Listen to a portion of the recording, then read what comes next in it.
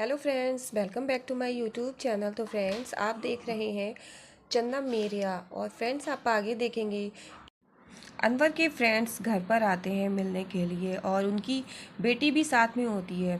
तो अनवर कहता है कि आप अपनी बेटी के लिए सारे जहां में रिश्ता ढूंढ रहे हैं और मैं अपने बेटे के लिए, तो क्यों ना हम ये दोस्ती रिश्तेदारी में बदल लें। तो अनवर के फ्रेंड इस बात से बहुत खुश होते हैं और वो ये कहते हैं, आदित्य को तो मैंने पहली नज़र में ही पसंद कर लिया था, लेकिन आपसे कह नहीं पाया।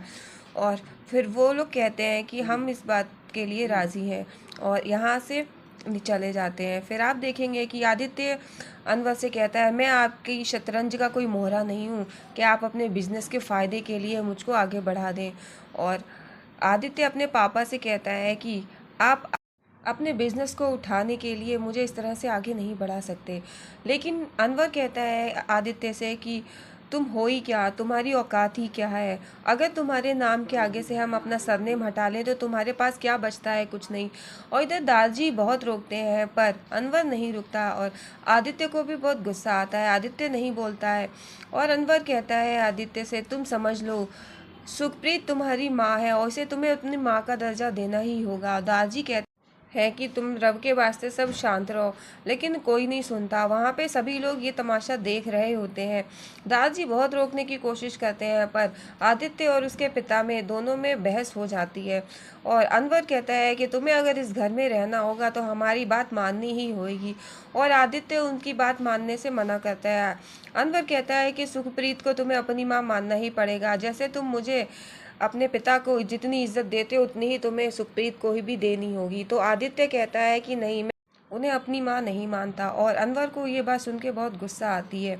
फिर इधर आप देखेंगे कि सभी लोग वहाँ पर देख रहे होते हैं और आदित्य बहुत गुस्से में होता है। आदित्य कहता है कि मेरी माँ की जगह कोई नहीं ले सकता है। तो अनवर कहता है कि जो मर गए उनका इस घर में कोई हिस्सा नहीं है, कोई हक नहीं है।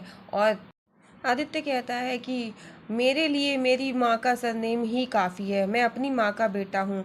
और गुस्से में वहाँ से निकल जाता है। फिर इधर आप देखेंगे कि आदित्य अपने घर से निकल के सीधे फाइट क्लब में पहुंचता है और फाइट क्लब में पहले से ही एक फाइट हो रही होती है। इधर आदित्य भी आता है और आदित्य अंदर ही अंदर बहुत गुस्से में होता है और उसे अपने पापा की कई बातें याद आती हैं कि जो कुछ भी उन्होंने कहा कि सुखप्रीत उसकी माँ है, वो नहीं मानता सुखप्रीत को अपनी माँ। इधर आप देखेंगे कि गिन्नी अपने परेशानियों से परेशान होकर बहुत दुखी है।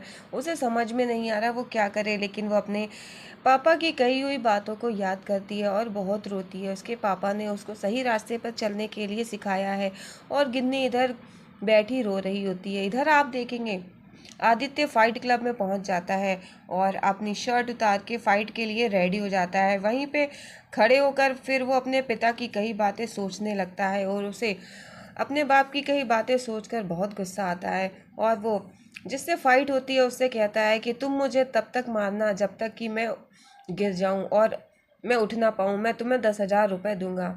इधर आप देखेंगे कि गिन्नी भगवान के सामने खड़ी होकर के विनती करती है कि अब वो क्या करे और अपने पिता के सामने जाकर के कहती है कि आपने मुझे जो रास्ता दिखाया है मैं उसी रास्ते पे चलूँगी।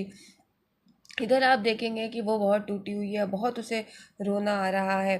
और इधर आदित्य की फाइट स्टार्ट हो जाती है और आदित्य कहता है अगर मैं उठ गया तो फिर मैं तुम्हें नहीं छोड़ूंगा। इधर सामने वाला फाइटर आदित्य को बहुत मारता है और इधर गिन्नी परेशान होकर बहुत मीठा खाने लगती है। वो इतना मीठा खाती है, मीठा खाते खाते रोती जाती है। इधर आदित्य फाइट में मार खा रहा है और फाइटर उसे बहुत मारता है और वो अपने पापा की कई बात को याद करता जाता है कि अब उसकी माँ की उस घर में कोई जगह नहीं है, मरने के बाद उसकी माँ का कोई नाम वहाँ पे नहीं है।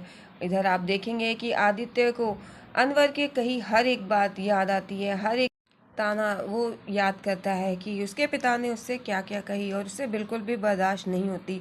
अनवर के पिता ने उससे कही कि उसका सरनेम हटा दो तो आदित्य कुछ भी नहीं है और अनवर की इस बात से उसको बहुत हर्ट होता है।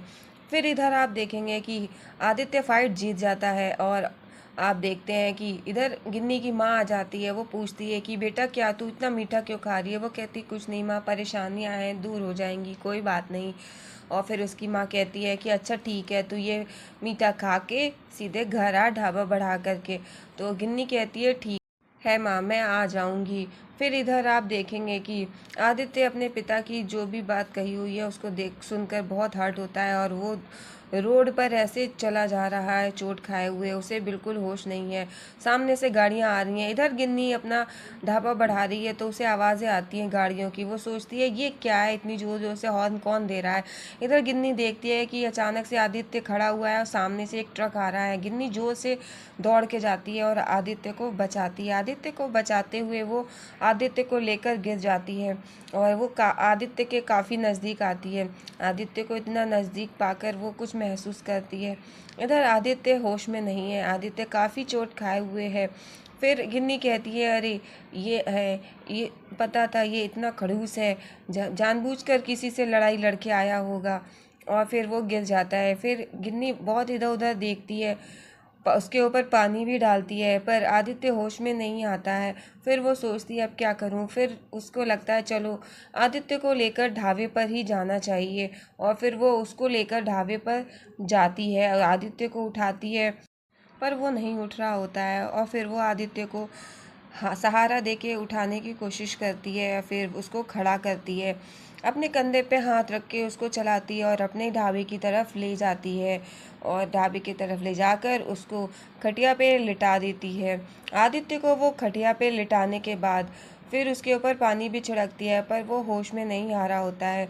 फिर वो देखती है कि इसको काफ़ी चोट लगी हुई है और पता नहीं किससे ये लड़के आया है। वो उसको चारपाई पे लिटा करके पानी पिलाती है और पानी पिलाने के बाद फिर वो उसको लिटा देती है और आदित्य उसके कंधे पे सर रख लेता है। फिर वो उसको देखने लगती है। फिर गिन्नी आदित्य को लिटाने के बाद उसको पैर से सीधा करती है, उसके पैर चारपाई पे सीधे से रख देती है और फिर किचन से लेप लेके आती है जो उसकी सभी चोट पे लगाती है। वो हल्के हल्के पहले हाथों पर लगाती है, फिर उसके कंधे पे लगाती है और गिन्नी सभी चोट पे उसके वो लेप लगाती है और काफ़ी नज़दीक होती है और गिन्नी उसको देख रही होती है कि कितनी सारी चोट लगी है, पता नहीं ये किससे लड़के आया है। और गिन्नी उसको देखती है और आदित्य हल्के हल्के होश में आने लगता है।